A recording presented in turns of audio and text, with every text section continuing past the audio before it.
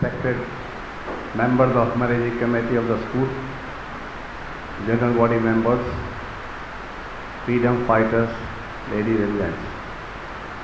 It's a great honor for me to be here in front of you, and I express my deep sense of thanks to the management for giving me this opportunity. I do not know whether I will be able to justify the topic which has been given, but definitely on the basis of my personal experiences, I would like to share how do I want to see my India in the coming times. Building a country can be compared with the building of a home. It is a smaller unit, country is a bigger unit. In any home, if there is no discipline, if the head is not able to guide properly and control properly to the members of the family, the peace at the home will be disturbed. The fragrance at the home will fade away, and the same thing happens at the national level also, at the state level also. In our body, the most important part is the head, which lodges the brain. If the head is functioning properly, our all organs will function properly. If the head is disturbed, organs are also bound to be disturbed. Therefore, I attach the most significance to the top person sitting at helm in any unit of the life. He is the one whose philosophy will be thrown and passed out, and the country will work according to that only. Now, I feel no nation can really become a great nation unless the teachers of that nation are respected properly. That is a must and precondition. Our young generations are in the hands of the teacher. This is a young generation about which the Prime Minister talks every time. In every country, we have a huge potential young people.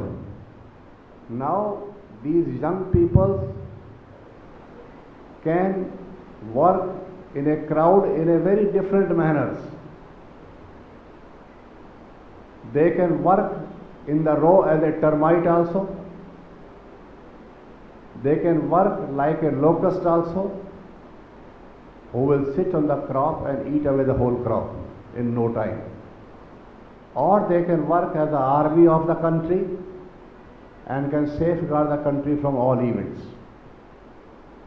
It means it is important to give a right direction to the young generations, otherwise it can prove a havoc rather than a blessing. Every day, lakhs of the people are becoming unemployed. After 5 years, I feel 30 to 40% of the population will vary between 20 to 30 years of age. We are not going to produce this much number of vacancies and the jobs. What they will do? It is a question of worry. Every person who is unemployed doesn't have the knowledge of doing the things with hands. He will go in the wrong hands and perform wrongly in the life. So, whenever we construct a house, our maximum expenditure, maximum steel, maximum cement goes in the foundation. In the rest of the stories of the building, the steel and concrete goes on becoming less and less. Therefore, the most important part in education system is the primary section. Primary section is that section in whose hands we are laying our mud and clay to mold them the way they like. Therefore, what kind of future of the country will become, that will be decided what kind of teacher you have at the primary section. Are they happy lot? Are they frustrated? Are they dissatisfied? Have they come to this profession by compulsion or choice? That we have to decide very nicely. If they have come by choice, then definitely they are dedicated and they want to build the future of the children. If they have come only by compulsion, they will not definitely give that thing which is required. So selection of the faculties, selection of the teachers at the primary level must be very tough. It should be psychometric test, it must be IQ test, all types of the tests should be conducted to induct a faculty at the primary level. And when they find it is the right person, then only the future of the child should be given in her or his hands. And they are the one, since they will be working very hard to shape the future of the country and the children, the highest salary, more than the university professor, should be given at the primary level. This is my personal feeling. Because they are the one who are putting their maximum efforts.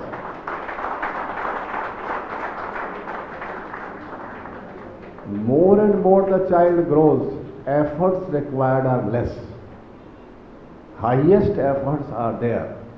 If the building at the 5th class stage, whatever teacher will teach them, whatever etiquettes the teacher will tell them, whatever patriotism the teacher wants to inculcate, that is not going to die even after his death. It will remain in the whole life.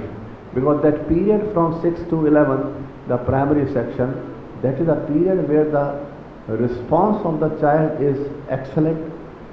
Absorption of the ideas takes place. Later on these are only absorbed and removed. But things which are absorbed actually in the mind of the children, what my teacher told in the primary section, Pahade, Ginti, plus, minus, multiplication, which I learnt at the age of the 2nd class or 3rd class, I remember today also. I don't need any calculator to calculate multiples or all the things. So, best root of the student of the nation starts from here. And unfortunately, this is the portion which is highly neglected in our country. They do not pay any attention to the teachers, their conditions, the entry at the what work they are doing. In North India, I remain most of the time. I find the very sad state of affair at the place where the students are there. So, if we are able to give a proper respect to the teacher, in the foreign countries, teachers are respected very high. They are so much respected that more than any other class, teachers and doctors, they are highly respected. But in our country, teachers have no respect. They are not considered anything. They are considered as the harmless creatures, and therefore they can be given any treatment whatever is required because they cannot do anything. So, on one hand we want to build the nation. On the other hand, what we are providing to teachers? I had made one movie, rough book. What is the role of the coaching institute and the school? How they are working. Though I run coaching institute, but the bad part of the coaching institute I have reflected in the movie. The true story, what happens there, I have reflected. Similarly, I had in my mind, I should make a movie on the teachers also. And that movie, what I plan in my life, that if we divide the India into north, east, west, south, and central 5 parts, in every region, every part, 1/5 part, there should be at least 1,000 teachers in one region. So there must be selected 5,000 teachers from the whole India. Now who are those teachers? Those who say we will not have our family life, we will dedicate our whole life for the nation.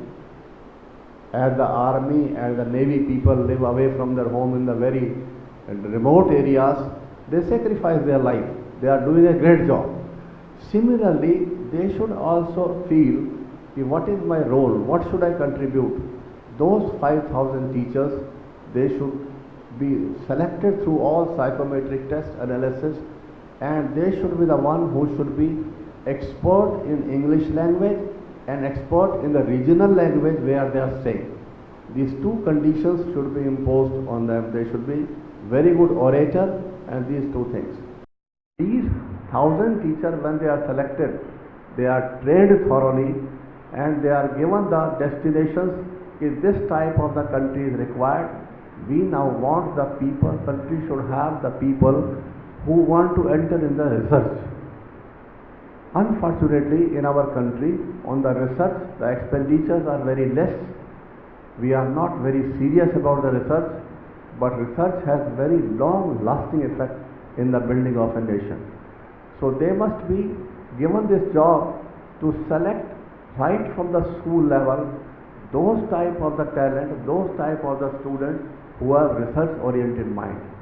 They should conduct intra-state competitions, inter-school competitions, and they should identify the best talent who can go in the research.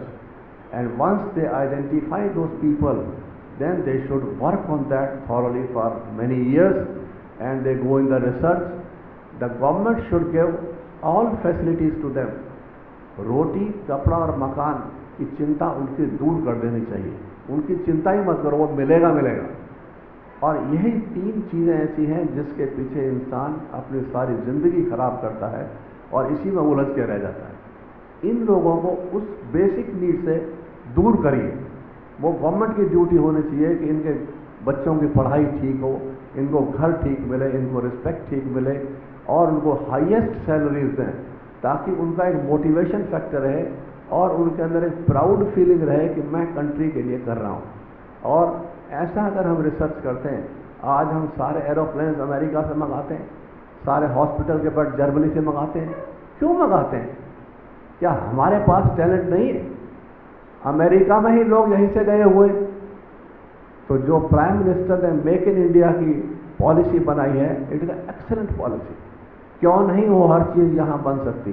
क्यों नहीं हम उसको export करके पैसा कमा सकते? सब कुछ किया जा सकता है, लेकिन उसके लिए एक माइंड सेट को चेंज करने की ज़रूरत है. यही जो 5000 टीचर हैं, इनमें से हर एक टीचर की ड्यूटी होगी कि वो अपने जैसे 100 टीचर सेलेक्ट करें. अगर वो 100 टीचर सेलेक्ट करता है तो ये 5 लाख टीचर बन जाते हैं कंट्री के अंदर. और ये 5 लाख टीचर अगर लग जाएं दिन रात, तो डेफिनेटली वो लोग इस कंट्री का फ्यूचर बदल सकते हैं. और उनको एक प्रॉपर तरीके से रिस्पेक्ट, सम्मान मिलना चाहिए कि ये वो लोग हैं जो आईएएस से भी ज़्यादा इम्पॉर्टेंट है, आईपीएस से भी ज़्यादा इम्पॉर्टेंट है. क्योंकि आज की डेट में उनको इम्पोर्टेंस नहीं है, उनकी केयर कुछ नहीं है, लेकिन उनको लगेगा कि हम भी एक रिस्पेक्टेबल सिटीजन है इस कंट्री के, हमारा भी तो रिस्पेक्ट है. तो उनके प्रति लोग देखें इस तरीके से कि वो हमारे लिए कुछ कर सकते हैं. तो ये 5 लाख टीचर की एक फ़ौज तैयार करनी बहुत ज़रूरी है. उन लोगों को टाइम टू टाइम, हर महीने, हर फोर्टनाइटली या हर क्वार्टरली उनके ओरिएंटेशन प्रोग्राम हो. वो लोग आके एक प्लेटफॉर्म पे अपना सारा एक्सपीरियंस शेयर करें, एक्सपीरियंस इंटरचेंज हो और हर एक के एक्सपीरियंस से दूसरा सीखे. तो ये लोग भी उसमें ग्रो करें डेफिनेटली, तब जाके मैं समझता हूँ कि कंट्री का भला हो सकता है. हम रिसर्च में इंटरेस्ट लिए बगैर आगे नहीं बढ़ सकते. Country cannot grow without a very good research, चाहे वो एम्यूनिशंस की हो, चाहे स्पेस की हो. आज अगर हमने और कंट्रीज़ के मुकाबले में खड़ा होना है, पैरेलल खड़ा होना है, तो हमें रिसर्च के ऊपर पूरा ध्यान देना पड़ेगा. और उसके लिए यंग साइंटिस्ट को right from the school age identify करना पड़ेगा. वो आइडेंटिफाई कौन करेगा? टीचर्स करेंगे.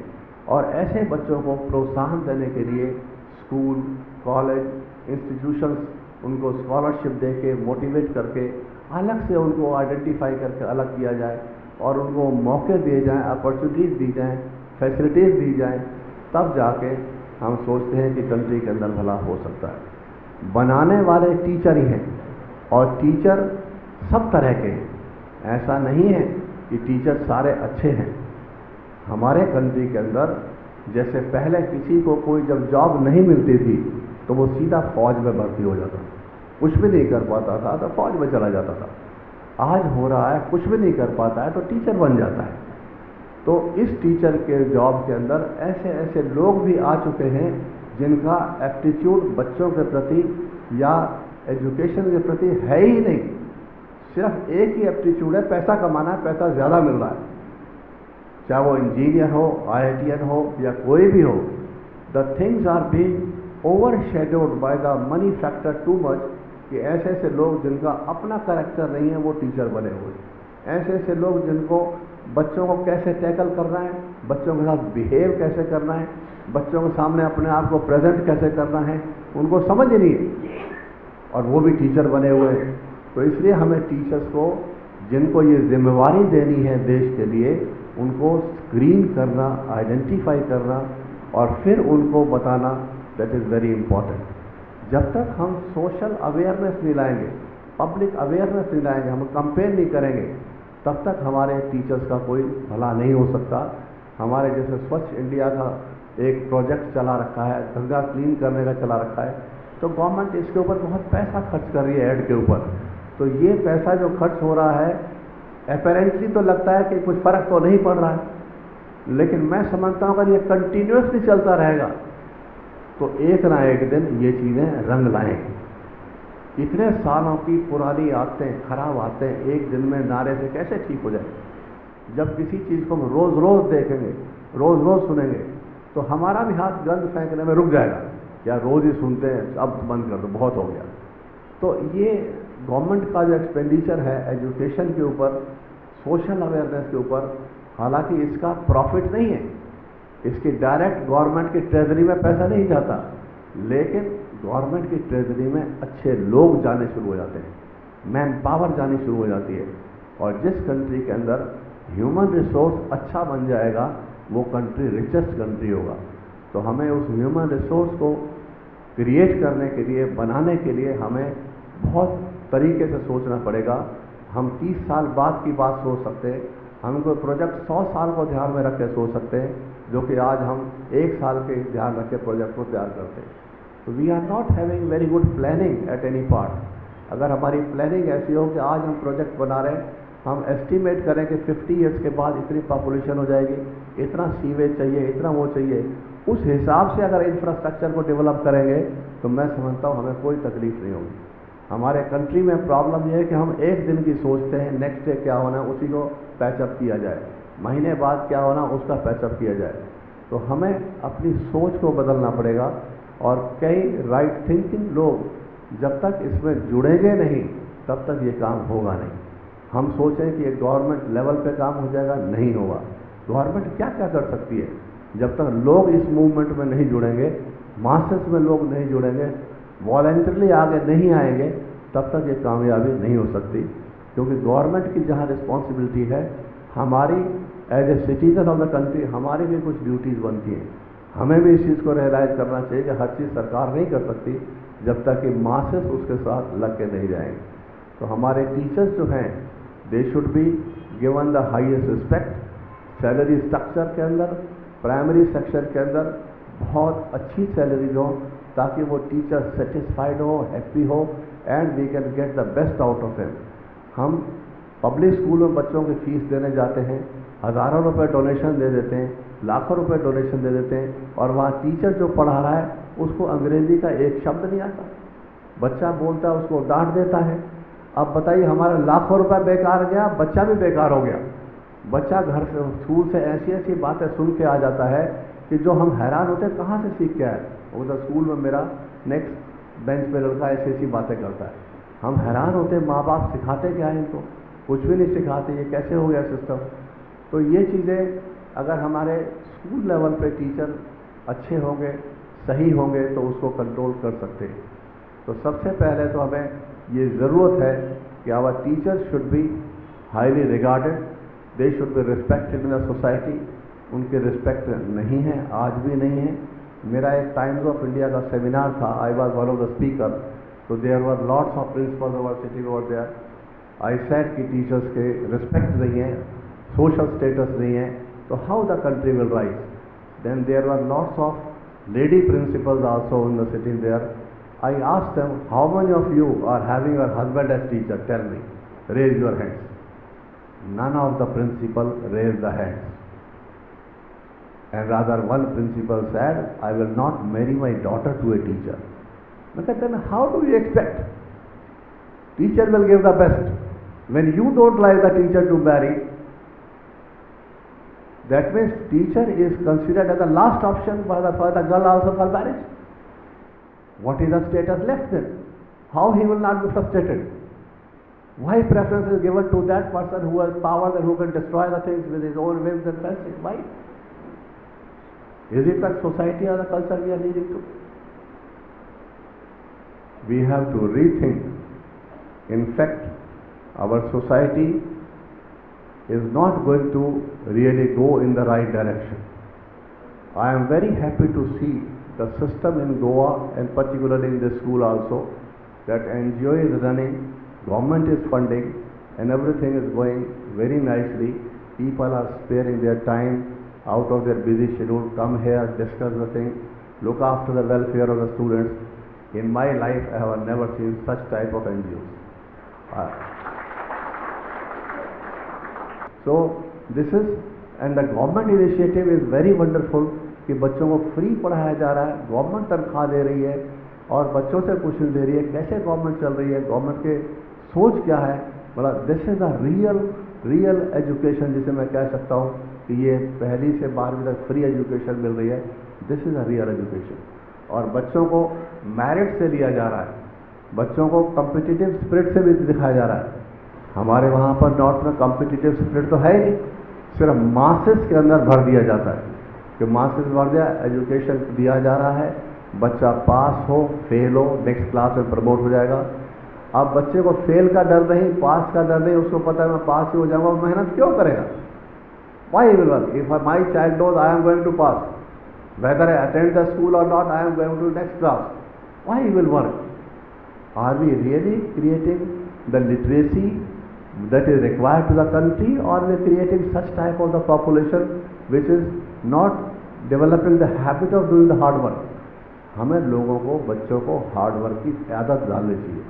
अगर वो आदत शुरू से हार्ड वर्क की नहीं होगी, कंपटीशन नहीं फेस होगा, कंपटीशन की आदत ही नहीं है, तो क्या होगा?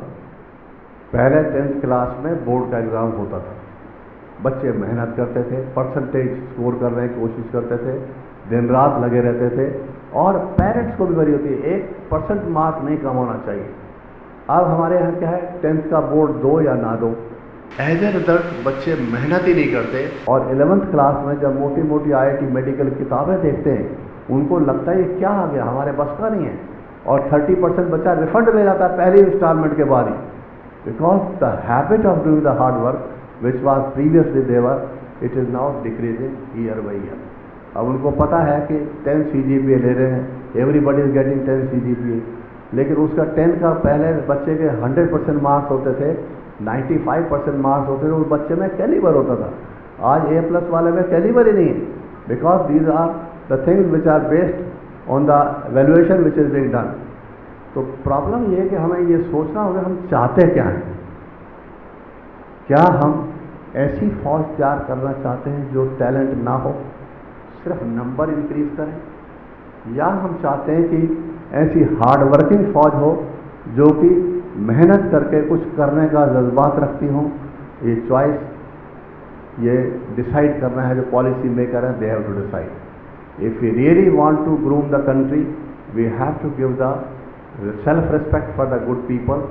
डिग्निटी ऑफ लेबर होना चाहिए. आज हमारे लड़के मैकेनिकल इंजीनियरिंग, इलेक्ट्रिकल इंजीनियरिंग करके आते हैं, बाय चांस अगर उनको कहा जाए फ्यूज लगा दो, तो फ्यूज लगाते करंट खा बैठते हैं, क्योंकि उनको सिर्फ किताबों का सर्किट याद है, उनको तार बांधनी नहीं आती, उसके बाद कैसे फ्यूज पे तार बांधी जाएगी. तो ऐसी BE की डिग्री का फायदा क्या है B.Tech का, जब एक फ्यूज लगाते हैं, और एक अनपढ़ इलेक्ट्रीशियन जो सारा दिन काम करता है वो सारे काम कर सकता है. तो हमारा जो सिलेबस है, हमारा जो टीचिंग है, उसको हमें ओरिएंटेशन देनी चाहिए रियल लाइफ के अंदर. सिर्फ किताबों की बातें ना हो, उनको ऐसी ट्रेनिंग देनी चाहिए जिससे जो प्रैक्टिकली यूजफुल हो सके. जो हमारी आज इंडस्ट्रीज हैं, उनको अच्छे वर्कर नहीं मिलते. डिग्री वाले तो मिल जाते हैं, लेकिन सही बंदे नहीं मिलते. IITian भी मिल जाते हैं, लेकिन वो IITian भी रट के अपने IIT में क्वालिफाई करके चला आया. तो टेक्निकली जो साउंड चाहिए बंदे वो मिल नहीं रहे. उसकी वजह यही है कि हमारा एजुकेशन सिस्टम में कहीं भी ओरिएंटेशन नहीं. हमारे सिस्टम ऑफ एजुकेशन की जो थ्योरी पढ़ाई जाती है, उसका ऐसा होना चाहिए कि पहले इंडस्ट्रीज से सारे रिक्वायरमेंट मांग लें कि तुम्हारी इंडस्ट्रीज में सारे इंडिया में किस किस तरह के लोग चाहिए, फिर हम अपने सिलेबस को उस पैटर्न पे थोड़ा सा मॉडिफाई सिंक्रोनाइज कर दें, तो डेफिनेटली वो लड़का यहाँ से पढ़ के उस इंडस्ट्री में फिट हो जाएगा, अनएम्प्लॉयमेंट रहेगी नहीं। आज की डेट में हर आदमी ऑफिस जॉब चाहता है, लेकिन जो टेक्निकली जितनी बिल्डिंगें बन रही हैं, इमारतें बन रही हैं, जब तक वो हाई स्किल्ड हमारे पास लेबर नहीं होगी, इलेक्ट्रीशियन नहीं होगा, जब तक प्लम्बर नहीं होगा, तो बिल्डिंग बनेगी कैसे? तो इसको भी तो किसी ने करना है ना। उसके लिए भी हमें इंटरेस्ट देखना चाहिए बचपन में। स्कूल में कौन बच्चा ऐसा है जिसका कि इनोवेटिव टाइप का हाथ है, कोई प्लम्बर टाइम जा सकता है, कोई इलेक्ट्रीशियन। तो जो बच्चे का शौक हो उसको उसी में ग्रूम किया जाए, तो वो एक्सेलेंट परफॉर्मेंस फ्यूचर में जाके दे सकता है। तो मैं सोचता हूँ कि अगर हमारे सिलेबस का मॉडिफिकेशन हो जाए as per the requirement of the country, तो हम डेफिनेटली इन बच्चों को एम्प्लॉय भी कर सकते हैं, अनएम्प्लॉयमेंट की समस्या भी हल हो जाएगी और ये अपने काम में लग जाएंगे। आजकल हम उनको डिग्रियां तो दे देते हैं, लेकिन उनको आता कुछ नहीं है, प्रैक्टिकली अपने हाथ से कुछ नहीं कर सकते। तो there is definitely a need to think the curriculum of our schools, colleges, and what is the need of the country, need of the industry. Our syllabus should be synchronized with the need. Then definitely our employment problem will be solved. People will be well settled and they will be done. हमारे technology के अंदर day by day improvement हो रहा है और आगे बढ़ते चले जा रहे हैं। मैं कंप्यूटर चलाना नहीं जानता। मेरे पास एक आईपैड है जिसमें मेरे पास सारी इंफॉर्मेशन आती है, रिक्वेस्ट आती है, मैं उसमें येस नो अप्रूव 3-4 वर्ड जानता हूँ, करके भेज देता हूँ। इससे ज़्यादा मेरे को जानने का भी शौक नहीं।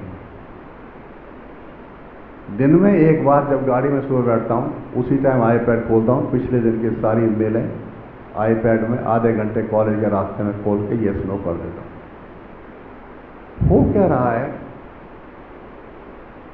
कि जो हमारे जनरेशन्स आ रही हैं, मोबाइल जनरेशन्स, ये एक चिंता का विषय है। आज एक ही फैमिली में अलग अलग फ्लोर पे बच्चे और पेरेंट्स रह रहे हैं। वो फोन पे ही बर्थडे विश कर देते, एनिवर्सरी विश कर देते हैं, नीचे उतर के नहीं आते। किसी बात से गुस्सा कर दिया, नाराज हो गए, तो सॉरी और अच्छी सी लैंग्वेज लिख के भेज देते हैं, खुद आके माफी नहीं मांगे। जो हमारा कल्चर है जिसमें एक वार्म थी, फेस टू फेस मिलते थे, हक करते थे, हार्ट के हार्ट वाइब्रेशन सुनाई देती थी, वो गायब होती जा रही है। सिर्फ टाइप्ड लेटर मिलते चले जा रहे हैं। हमारी इमोशन से बिल्कुल खत्म हो जा रहा है, कंप्लीट। ये बहुत बड़ा नुकसान हमें हो रहा है and we are paying a lot to get this technology. This is because technology is being misused. मैं टेक्नोलॉजी होने के खिलाफ तो नहीं हूँ। मैं कहता हूँ वर्ल्ड में खड़ा रहना है तो हमारे को आनी चाहिए।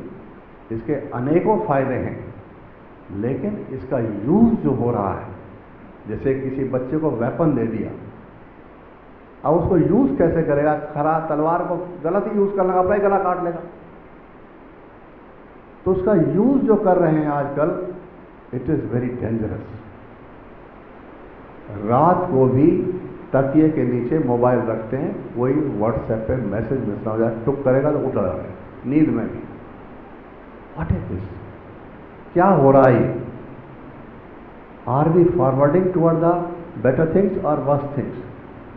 पहले जो बैठ के हालचाल बांटते थे, एक दूसरे का दिन भर क्या हुआ बताओ, अपना अपना एक्सपीरियंस क्या है, वो सारा टाइम या तो व्हाट्सएप पर लगे हुए हैं या टीवी में लगे हुए। बात करने का घर में टाइम नहीं, ना पेरेंट्स के पास है ना बच्चों के पास है, हर कोई लगा हुआ है।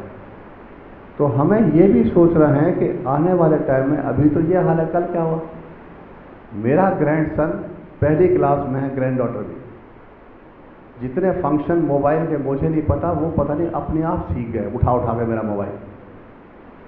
आई एम शॉक्ड कि कहाँ जा रहे हैं हम लोग। ये बच्चे स्कूल से सीख के आते हैं, और फ्रेंड से सीख के आते हैं, पेरेंट्स से सीख के आते हैं, कहाँ से सीख के आते हैं। मैं देखता हूँ हर वक्त लोगों के हाथ सिर्फ ये करते रहते हैं, 24 घंटे मोबाइल में ही लगे रहते हैं, और कोई काम ही नहीं है। एक नई डिजीज थंब की क्रिएट हो गई है, ऑर्थोपेडिक में हड्डियां यहाँ स्टिफ हो गई हैं। तो ये चीज़ें जो हो रही है, what for we are going for. मेरा एक ही कंसेप्ट रहता है, मैं सोचता हूँ कि हमारा जीवन 84 लाख जनरेशन के बाद ह्यूमन लाइफ मिली, गीता में कहा गया। इतनी तकलीफ, इतनी सफरिंग्स के बाद अगर ये ह्यूमन लाइफ मिली है, तो क्या इसको हम रैट और कैट की तरह जिता के जला के चले जाएंगे? Are we have come here to pass the life and then again wait for the next 84 lifes? No.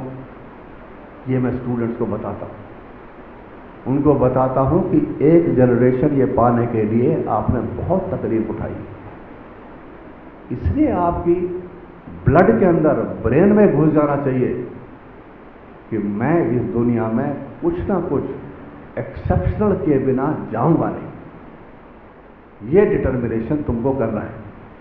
Field तुम चुनो अपनी मर्जी का, लेकिन जाने के बाद तुम्हारा नाम इस दुनिया में रहना चाहिए कि एक आदमी था जिसने ये किया। तब आप मरेंगे नहीं, अमर हो जाएंगे। तो हम उस टाइम को, जो कि हमारे पास ये लाइफ मिली है, और हर व्यक्ति को एक लिमिटेड ब्रेथ, लिमिटेड सांसें मिली हैं, उससे ऊपर वो एक सांस नहीं ले सकता। तो हर रोज डेली बेसिस पे हमारा बैंक खाली होता चला जा रहा है। तो हमें अपना हर लम्हा, हर पल प्रोडक्टिव बनाना चाहिए, यूटिलाइज करना चाहिए, कभी वेस्ट नहीं करना चाहिए, और वो काम जिसका फायदा नहीं वो नहीं करना चाहिए, जिसके नुकसान हैं। तो हमारी लाइफ अपने आप प्रोग्रेसिव, प्रॉस्परस हो जाएगी।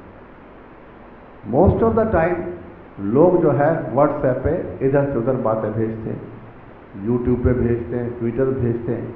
कोई कहता है मेरी 1 लाख के फॉलोअर है, कोई कहता है 15 लाख। अरे क्या करेगा, तेरे 1 करोड़ फॉलोअर है, what will happen?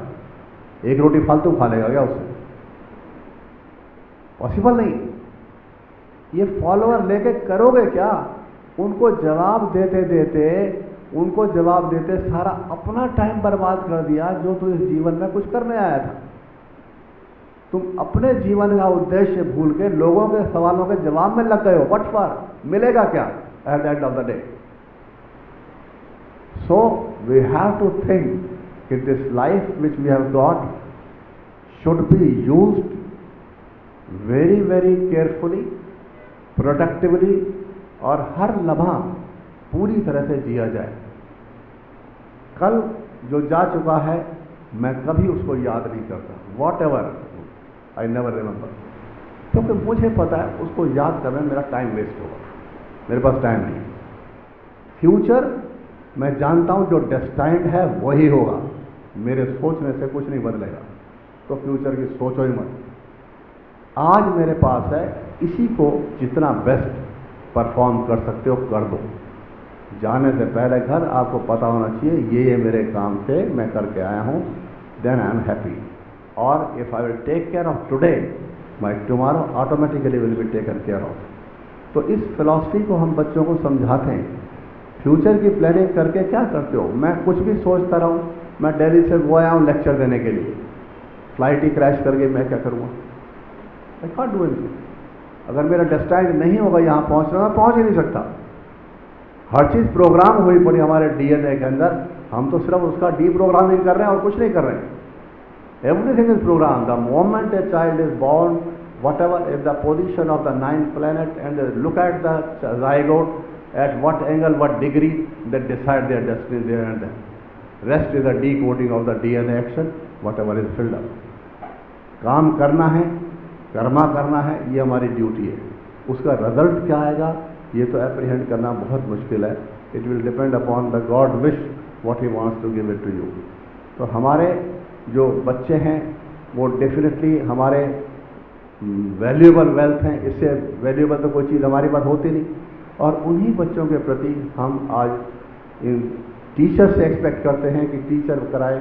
Teacher school में 6 घंटे मान लो बच्चे को अच्छी बातें बता भी देता है, बाकी 18 घंटे तो घर पे बैठा हुआ है। तो हमारा घर और स्कूल जब तक ये दोनों अच्छे नहीं होंगे तब तक बच्चे की साइकोलॉजी अच्छी नहीं होगी। घर में हम बहुत स्कूल में अच्छी अच्छी बातें बताते, पेरेंट्स आपस में छोटी छोटी बातों पर लड़ रहे हैं, बच्चा एक रेफरी की तरह देख रहा है। और पेरेंट्स में से एक पूछता है मैं ठीक हूं ये ठीक हूं, अब बच्चा जज थोड़ी बन जाएगा। How he can be. Parents पूछते हैं हु इज मोर रॉन्ग। तो हमें बच्चों के सामने क्या कहना है क्या नहीं कहना है, उनके प्रेजेंस को ध्यान रखना है नहीं रखना है। मुझे याद है जब गांव में हम लोग छोटे होते थे, 4वीं 5वीं में पढ़ते थे, तो बाहर गांव के चौपाल हुआ करती थी। तो चौपाल में बुजुर्ग लोग शाम को अपना हुक्का हुक्का लेके सारे दिन का तबसरा करते थे। और बाई चांस अगर हम पहुंच जाएं तुरंत भगाते, तुम्हारा यहाँ कोई काम नहीं, जाओ यहाँ से। कि वो आपस में बुजुर्ग लोग एक उम्र के कैसी कैसी बातें करेंगे, मैं बैठूंगा तो मैं भी सुनूंगा, इफेक्ट अच्छा नहीं आएगा। तो हमारे बुजुर्ग लोग जो पढ़े हुए लिखे नहीं थे, स्कूल एजुकेशन नहीं थी, लेकिन उनके दिमाग बड़े अच्छे थे और सोच बड़ी अच्छी थी। एजुकेशन का मतलब केवल डिग्री नहीं है, एजुकेशन का मतलब विजडम है। और वो विजडम जो होती है वो कागजों से नहीं आती, कई बार अपनी दिमाग की अपनी उपज होती है, सोच होती है, मैच्योरिटी ऑफ माइंड की होती है। कई बार पेरेंट्स की मैच्योरिटी इतनी होती है कि वो फोरकास्ट कर लेते हैं, बच्चों को गाइड करते हैं। तो हमारे पेरेंट्स के जो रोल हैं वो भी एक बहुत इंपॉर्टेंट रोल प्ले करेंगे in the life of children. बच्चा अगर मान लो थोड़ा सा अच्छा काम करता है, उसको अप्रिशिएट कर दिया जाए, he will do very good. मुझे याद है मेरे पास कई पेरेंट्स आते हैं कि चौधरी साहब ये बच्चा है, इसको आशीर्वाद दे दो, डॉक्टर बन जाएगा। मैंने कहा मैं कोई बाबा थोड़ी हूँ, आशीर्वाद दे दूँ तो डॉक्टर बन जाए। कहता है आप दे दो, ये बच्चे को आप पे कॉन्फिडेंस बहुत है कि सर ने आशीर्वाद दे दिया तो मैं डॉक्टर बन जाऊँगा। मैंने कहा आ जाओ आशीर्वाद दे देते। ये चीज़ें over a period of experience and year से आई। शुरू में ऐसा नहीं था, लेकिन जिन बच्चों को पढ़ाया 8-8 घंटे 10-10 घंटे पढ़ाया, 35 साल तक 8-8 घंटे रेगुलर बेसिस उनको पढ़ाया, और पिछले 28 साल से मैंने वीकली ऑफ नहीं लिया। 28 ईयर से मैं 7 डेज वर्किंग, 12 आवर्स मैं ऑफिस में हूँ। और 12 घंटे काम करने के बाद भी मुझे आज तक थकान नहीं हुई। 66 की एज में भी मुझे थकान नहीं हुई, ना होती है। उसका एक ही वजह है, उसकी एक ही वजह, मुझे काम करने में मजा आ रहा है, इंजॉय कर रहा हूं। और जिस काम को आप इंजॉय करते हैं थक कैसे सकते हैं? You can not. जिस काम में बोरियत होगी उसी काम में थकान होगी, इंटरेस्ट नहीं होगा तभी थकान होगा। डेली बेसिस पे 100 मेलें आती हैं ग्रीवेंसेस की। मेल आती है विद इन 2 मिनट्स जवाब जाएगा, क्योंकि कल 100 और हो जाएंगे। तो जितने भी मंकी मेरे सिर पे डेली आते हैं मैं उनको उतार देता हूँ सेम डे। नेक्स्ट डे नए मंकी आएंगे, देखा जाएगा। तो ये जो प्रॉब्लम सॉल्विंग के काम है, इसमें तुरंत डिसीजन लेना है और डिसीजन लेकर उसको ख़त्म करना है, काम आगे रोकना नहीं है। आज टेबल साफ होने चाहिए काम करके। तो मैं आजकल की लड़कियों को देखता हूँ, काउंसलर्स को देखता हूँ, अगर किसी वीकली ऑफ वाले दिन बुला लिया या 2 दिन बुला लिया, वीकली ऑफ उनके मार दिया हमने, भाई काम है आ जाओ, तीसरे हफ्ते में उनकी एनर्जी लेवल ऐसा लगता है जैसे बिल्कुल ख़त्म हो गए, मर गए हो। क्या हो गया भाई? सर बहुत थक गए हैं, लगातार 2 वीकली ऑफ वाले दिन आ रहे हैं। अरे मैंने कहा तुम्हारी 25 साल की उम्र है, मैं 65 साल का हूँ, मैं 28 साल से नहीं थका, तुम कैसे थक जाती हो? How it is possible? इससे पता लगता है कि उनको इंटरेस्ट से काम नहीं कर रहे, वो सिर्फ नौकरी कर रहे हैं। They are not actually engrossed in the system. तो हमें ये डेफिनेटली इस चीज़ को ध्यान रखना है कि हमारे बच्चे जो हैं उनमें रिसर्च में शौक पैदा हो, स्पेस में रिसर्च करें, कंट्री के अंदर आर्मी के अंदर ज्वाइन करें। कंट्री किसी भी मुल्क के अंदर मैं समझता हूँ 2 चीज़ें बहुत ज़रूरी हैं। एक तो उस मुल्क के अंदर एक ऐसी तरीका होना चाहिए, सिस्टम होना चाहिए कि वो किसी भी इवेंचुअलिटी के लिए वर्ल्ड में अगर होती है, he should be always ever ready, उसको सोचना ना पड़े। उस पर गवर्नमेंट को करोड़ों का बजट लगाना है, लगाओ, टैक्स लगाना है लोगों पर लगाओ, but the country from the point of view of the safety of the nation, that should be given the top priority then any other industry. क्योंकि हम आज़ाद रहेंगे, आज़ाद मुल्क में सांस लेंगे तभी तो कुछ कर पाएंगे। अगर वही ख़त्म हो गया तो फिर तो सब कुछ बेकार हो गया। तो उसको हमें टॉप प्रायोरिटी पे रखना चाहिए। गवर्नमेंट जितने भी डिफेंस के अंदर चीज़ें हैं, रिसर्च पे पैसा खर्च करना पड़ता है ताकि सारे यहाँ पे ही हमारे साइंटिस्ट यहीं से निकलें, अब्दुल कलाम जैसे और 20 लोग यहाँ पे तैयार हो जाएं, तो उस पर इन्वेस्टमेंट करना मैं समझता हूँ बहुत ज़रूरी है। उसके लिए कोई भी पॉलिसी गवर्नमेंट लाए, हर आदमी को उसको एक्सेप्ट कर लेना चाहिए। और रिसर्च के अलावा जो है डेफिनेटली हमारा ये टेक्नोलॉजी पे भी हमारे होना चाहिए। आज बायोमेडिकल में जितने भी हमारे इंस्ट्रूमेंट्स आते हैं हॉस्पिटल के अंदर, सारे जर्मन और अमेरिका से, यूरोप से आते हैं, हमारे यहाँ बनता ही नहीं और हमसे 10 गुने पैसे लेते हैं। अगर उनको हम इंडिया में बनाएं 1/10 कॉस्ट पे बनते हैं। हम अपना फॉरेन एक्सचेंज इतना वेस्ट कर रहे हैं उनके पीछे, वाई कांट वी स्टार्टेड। तो उसके लिए हमें जो हमारे बेस्ट बच्चे हैं, जैसे आज मैंने देखा ये बच्चे टैलेंटेड हैं, तो ऐसे बच्चों को ना आइडेंटिफाई करके एक अलग एनवायरनमेंट दिया जाए। उनको सोचा जाए ये हमारी वेल्थ है देश की, इसको प्रिजर्व करो, इनको स्टिमुलेट करो, डेली उनका स्टिमुलेशन होना चाहिए और डेली उनका मोटिवेशन होना चाहिए। क्यों नहीं हम यहाँ वर्ल्ड के टॉप साइंटिस्ट बना सकते, वी कैन डू। लेकिन ये बच्चे आइडेंटिफाई नहीं हो पाते, मासेस के अंदर रहते हैं और मासेस के अंदर हर आदमी उतना कैपेबल नहीं होता, हर आदमी का इंटरेस्ट अलग अलग होता है। तो जहाँ भी ऐसा आइडेंटिफिकेशन होता है, ये टीचर की ड्यूटी है, पेरेंट्स के उसको बुलाए, पेरेंट्स से इंटरेक्ट करें, प्रिंसिपल से इंटरेक्ट करें, how can V shape the future of this child, कैसे इसके साथ हम लग के आगे जा सकते हैं।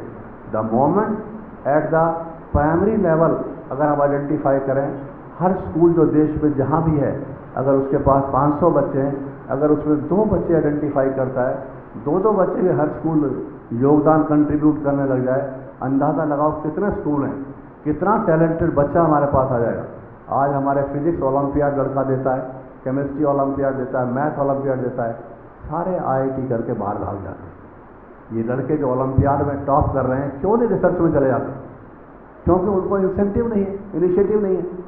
अगर रिसर्च के बेनिफिट्स उनको इंसेंटिव ऐसे दे दिए जाएं कि वो आईआईटी को धक्का दें, इसको कर लें, तो सारी दुनिया रिसर्च में चल पड़ेगी। लेकिन रिसर्च की लाइफ को लोगों को उनको बहुत ही कोई ख़ास ऐसा बेनिफिट मिलता नहीं, या उनको लगता है कि उनके घर भी रोटी पूरी नहीं हो पाएगी, तो कैसे रिसर्च में आदमी टाइम लगाएगा?